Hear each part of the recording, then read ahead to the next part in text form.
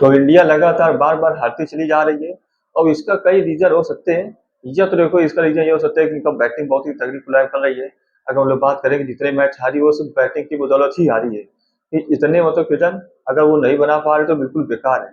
और मेरे अकॉर्डिंग तो यही लग रहा है कि शायद इंडिया में वो फ्लैट पिच खेलने के चक्कर में और वो जो तो कि आईपीएल में फ्लैट पिच खेल रहे हैं यहाँ पे, तो उसके कारण इनकी आदत बन चुकी है और यहाँ पे जो बाहर जाते हैं तो वहाँ पे उसमें नहीं मतलब परफॉर्म कर पाते सही से। और मुझे लगता है कि शायद जोफ्रा आर्चर ने भी ये शायद कहा है। अब मैंने तो नहीं सुना लेकिन मतलब कि अफवाह मतलब कि आ रही है, उड़ के मतलब कि आ रही है। एक ही जोफ्रा आर्चर ने कहा है कि इंडिया में फ्लैट पिच होती है तो इसलिए मतलब कि सभी लोग अच्छा-अच्छा मतलब मान लेते हैं। शायद मतलब कहा है कि नहीं कहा ये मुझे नहीं पता, लेकिन सुनने में आ रहा है। और फिर इधर जब आयरलैंड में जब टीम गई थी, तो वहाँ आयरलैंड के जो एक कोई कमेंटेटर है या मतलब जो फील्ड में जो टॉस के टाइम पे जो पूछते हैं, वहाँ पे उन्होंने शायद कहा था कि वहाँ पे फ्लैट पिच होती है इंडिया पे और यहाँ पे फ्लैट पिच नहीं है तो आप लोगों को खेलने में थोड़ा मुश्किल हो सकती है या प्रॉब्लम हो सकती है। ये शायद चीज़ें कहा था। तो मेरे हिसाब से अगर ये सब चीज़ें अगर कहा है और या नहीं भी कहा है, अगर नहीं कहा है तो अच्छी बात है और अगर कहा है तो इसका मतलब आप लोग समझ गए होंगे कि अब सब लोग समझ गया है कि इंडिया क्या है, फ्लैट पिच में खेलना बहुत ही अच्छा है, लगता है और तो बहुत ही अच्छा पसंद है। तो वो लोग क्या करेंगे, अब वो लोग अगर बाहर बुलाएँगे, अपने देश बुलाएँगे तो फ्लैट पिच नहीं रखने वाले। क्योंकि उनको जब पता है कि फ्लैट पिच में जब इंडिया कभी जीत जाती है या तो अच्छा परफ़ॉर्म करती है, तो क्या करेगी वो अपने अकॉर्डिंग वो पिच बनाएगी और जब अपने अकॉर्डिंग पिच बनाएगी तो फिर आप सभी लोग पता है क्या होने वाला है, इंडिया फिर जीतने नहीं वाली है। तो अभी तो जिम्बाब्वे के खिलाफ अभी टीम अनाउंस हुई है, तो जिम्बाब्वे के खिलाफ अभी देखो मैच होने वाला है, तो उसमें भी ऐसा ना हो कि जिम्बाब्वे के खिलाफ भी हार जाए। ये बहुत ही शर्मनाक होगा अपने आप में। तो ये मेरे हिसाब से पहले तो ये अपना इंग्लैंड वाला सीरीज बचाएं, फिर इसके बाद जिम्बाब्वे के बारे में सोचे। लेकिन हाँ, जिम्बाब्वे भी तो खतरनाक हो सकती है क्योंकि जब हम लोग आयरलैंड से हार गए तो जिम्बाब्वे से भी हार सकते हैं, उसमें कोई बड़ी बात नहीं। अगर इसी बैटिंग लाइनअप इसी बॉलिंग लाइनअप के हिसाब से चलते रहेंगे तो ये हमारा काम हो गया। और ये देखो मैं आपको पहले बता रहा हूँ, ये एक्सपेरिमेंट जो भी करने होते हैं ये अब तक हो जाने चाहिए। अब ये नहीं कि अब एक्सपेरिमेंट हर एक मैच में अलग से एक्सपेरिमेंट हो जाए। हर एक मैच में कोई नया प्लेयर आ रहा है, तो वो ऐसा प्लेयर आ रहा है जिसको ना ही आईपीएल में कोई पूछता है, ना ही आईपीएल में कोई मतलब बॉलिंग देता है और ना ही उसको कोई रणजी ट्रॉफी में, दिलीप ट्रॉफी में इनमें मौका मिलता है, उनको ला रहे हैं। और मुझे ये नहीं पता कि गंभीर की तो क्या ही सोच है कि क्या सोच कर तो कैसे प्लेयर ला रहे हैं। तो ये उनको देखने की जरूरत है कि ये कैसे क्या प्लेयर लाने पड़ेंगे। और देखो मेरे हिसाब से जो कि पुराने प्लेयर है उन्हीं को रखो तो मेरे हिसाब से ज्यादा अच्छा है, क्योंकि एक्सपीरियंस जो होता है वो अपने आप में काम आता है। ये नहीं कि आप पूरी तरह से बिल्कुल नए प्लेयर भर दो और बस उनको बस खिला दो जाके जाओ अब T20 वर्ल्ड कप खेलो या अभी एशिया, अभी वो आने वाला ओलंपिक आने वाला है उसमें आप खिला दो जाके। ये सब आपको नहीं करना है, नहीं तो इसमें हो जाएगा लफड़ा और इंडिया हार जाएगी तो उसमें बहुत ही शर्मनाक बात होगी। और जैसे कि आप सभी लोग को पता है कि रैंकिंग के अकॉर्डिंग ही ओलंपिक में वो होगा जाके सिलेक्शन। तो अगर ऐसे ही खेलते रहेंगे तो ये रैंकिंग तो एक ही गिरने वाली है, सभी लोग पता है। अगर हम लोग बात करेंगे कि उसमें टेस्ट में तो देखो रैंकिंग गिरी गई है, तो ओडीआई में इसलिए है क्योंकि वहाँ पे रोहित शर्मा, विराट कोहली, अभी ये लोग के राहुल हो गए, इन लोग का भी एक्सपीरियंस है, तो ये लोग एक्सपीरियंस होल्डर प्लेयर है तो ये लोग अपने मैच अपना बचा लेते हैं, इसलिए उसकी रैंकिंग वहाँ पे अच्छी है। तो और यहाँ पर लोग बात करते हैं, अब शायद रैंकिंग गिर गई होगी अगर T20 की, और मैंने चेक नहीं किया है। अगर क्योंकि इतने मैच लगातार हारने के बाद भी अगर नंबर वन पे रही तो फिर बेकार है, नंबर वन पे ऐसे मेरे हिसाब से नहीं रही होगी अब टीम की रैंकिंग तो गिर गई होगी।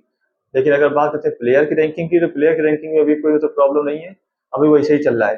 क्योंकि ईशान किशन बीच में कुछ तो रन बना ही देते हैं और बात करते हैं अभिषेक शर्मा की, वो भी कुछ रन बना दे रहे हैं। तो ये सब तो चल रहा है पूरा टीम इंडिया में, तो इनको थोड़ा सा ध्यान देना पड़ेगा कि इन लोगों को कैसे परफॉर्म करना है। क्योंकि मेरे अकॉर्डिंग अगर हम लोग बात करते हैं तो सबसे पहले क्या करना चाहिए कि देखो ठीक है, चलो हम लोग मान लेते हैं कि संजू सैमसन का भी 3-4 मैच अभी नहीं सही चले, 4 मैच में 3 मैच में नहीं चल पाए, तो उनको भगा दिया। अब वही अगर हम लोग बात करते हैं कोच गौतम गंभीर की, अगरकर की, ये लोग भी तो ये काम कर रहे हैं ना, ये लोग भी तो कि सेलेक्ट कर रहे हैं और ये कोचिंग कर रहे हैं। तो जब इनकी टीम इतना अच्छा परफॉर्म नहीं करी तो इन लोगों को क्या, इन लोग को भी तो भगाना चाहिए ना। तो देखो मेरे हिसाब से क्या है, अगर फैसला हो रहा है तो बराबर होना चाहिए। अगर प्लेयर अगर नहीं अच्छा परफॉर्म कर रहा है, प्लेयर को आप हटा रहे हो, तो आप खुद भी रिस्पॉन्सिबिलिटी लो कि आप खुद भी हटो।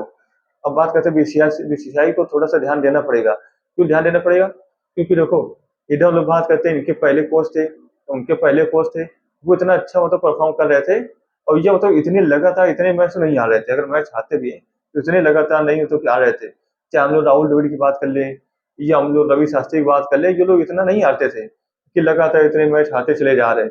अब इनके इनके टाइम पर क्या था कि टीम इंडिया तीनों मतलब बेस्ट थी, तीनों मतलब फॉर्मेट की बात करते हैं। लेकिन यहाँ पे जब इनको कोच गौतम गंभीर को टीम मतलब कि सौंपी गई थी तो तीनों फॉर्मेट में नंबर 1 पे थी। अब वो क्या कर ले आए, अब उनको देखो घटा दिया, टेस्ट में तीसरे चौथे पे आ गई है। वही ओडीआई में तो अभी शायद है नंबर 1 पे, लेकिन वो ज़्यादा दिन नहीं रहेगी। अभी जब रोहित शर्मा या विराट कोहली जब रिटायर हो जाएंगे 2027 के बाद, वर्ल्ड कप के बाद, उसके बाद वैसे भी वो बेकार होने वाली है। और फिर हम लोग बात करते हैं टी20 में, तो मुझे लगता है टी20 में ये जो इनकी एक्सपेरिमेंटल टीम बन रही है, तो ये इनके चक्कर में यहाँ पर भी ये अपनी जगह गंवा देंगे। तो अगर ऐसे ही रहा कि अगर टॉप मतलब की रैंकिंग नहीं रही तो ये लोग ओलंपिक के लिए भी सिलेक्ट नहीं हो पाएंगे।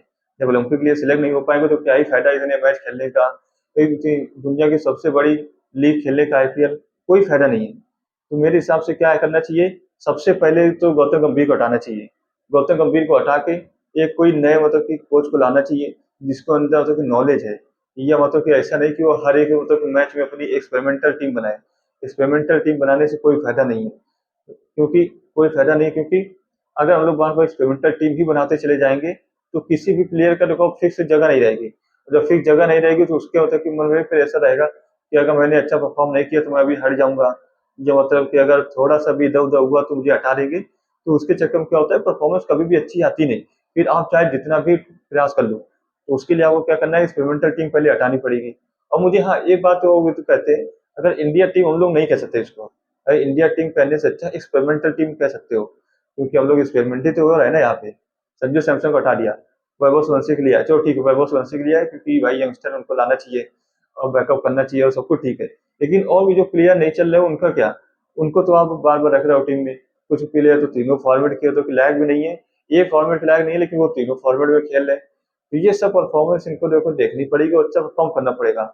और एक सबसे बड़ी बात क्या है कि ये जो आरसीबी प्लेयर उनसे होते हैं क्या इनकी दुश्मनी है कि आरसीबी के भी प्लेयर नहीं ले रहे। हम लोग बात करते हैं कुणाल पांड्या, कुणाल पांड्या कितनी अच्छी हो तो बॉलिंग करा रहे हैं या बैटिंग कर रहे हैं, फील्डिंग कर रहे हैं, कितने अच्छे ऑलराउंडर है, उनको नहीं रख रहे हैं। और रख किसको, रहा आस्टर सुंदर को, जिनको एक ही ओवर भी नहीं कराने का मौका मिल रहा है। और फिर हम लोग बात करते हैं भुवनेश्वर कुमार की। भुवनेश्वर कुमार ने 28 विकेट लिए और पिछले 2 साल से लगातार इतनी अच्छी बॉलिंग परफॉर्मेंस दे रहे हैं, उनको भी टीम में नहीं लिया। ले किसको रहे, अब तो बताने की जरूरत नहीं किसको ले रहे हैं, मैं नहीं बताऊंगा। और फिर हम लोग बात करते हैं रजत पाटीदार। रजत पाटीदार ने इतने अच्छे अच्छे परफॉर्मेंस दिए, रजत पाटीदार को नहीं ले रहे। और ले किसको रहे वो भी मैं नहीं बताऊंगा, वो लोग आप लोग समझ ही सकते हो किसको ले रहे हैं किसको नहीं ले रहे। तो चलिए, अगर मेरी बात समझ में आ गई तो थोड़ा यस जरूर लिखिए। और भी किसी प्लेयर के बारे में अगर तो छूट गया हो या बताना हो तो उसका तो कमेंट में आप बता सकते हो। तो वीडियो तो आपको पसंद आ ही गया होगा, ये तो मुझे पता ही है, क्योंकि मैंने बिल्कुल फैक्चुअल बात कही है, जो कि फैक्ट है, जो कि रियलिटी है, मैंने वही सब बात कही है। तो चलिए, वीडियो पसंद आया तो वीडियो को लाइक भी कीजिए। तो मिलते हैं ऐसे शानदार वीडियो के लिए नेक्स्ट वीडियो में, जब तक के लिए जय हिंद।